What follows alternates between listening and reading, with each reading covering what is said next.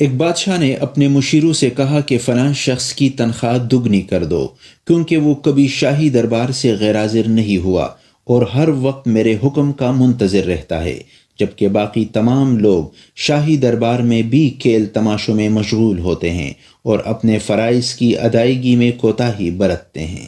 ایک صاحب حال شخص نے جب بادشاہ کا یہ فرمان سنا تو ایک نعرہ مستانہ بلند کیا اور وجد میں آ گیا۔ لوگوں نے اس شخص سے اس کی اس کیفیت کے متعلق دریافت کیا کہ اس میں ایسی کیا بات تھی کہ تم سن کر وجد میں آ گئے؟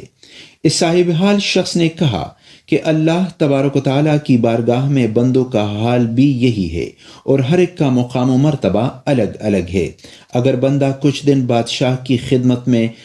رہے اور اپنے امور کی ادائیگی میں پابندی کا خیال رکھے تو بادشاہ اس پر اتنا مہربان ہو جاتا ہے، تو اللہ تبارک و تعالیٰ کی خلوص نیت کے ساتھ عبادت کرنے والوں پر اللہ تبارک و تعالیٰ کیوں کر مہربان نہ ہوگا؟ بس حکم ماننا باعث رسوائی نہیں بلکہ عقل مندی کی دلیل ہے، اور جو حکم عدولی کرتے ہیں وہ محروم رہتے ہیں۔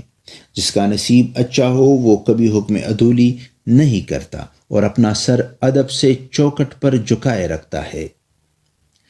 اس حکایت میں شیخ سعدی رحمۃ اللہ علیہ بیان کرتے ہیں کہ اگر کوئی اس کی عبادت خلوص کے ساتھ کرے گا تو وہ یقیناً اسے انعام و اکرام سے نوازے گا، اگر کوئی اس کی حکم عدولی کرے تو وہ یقیناً انعام و اکرام سے ہمیشہ محروم رہے گا۔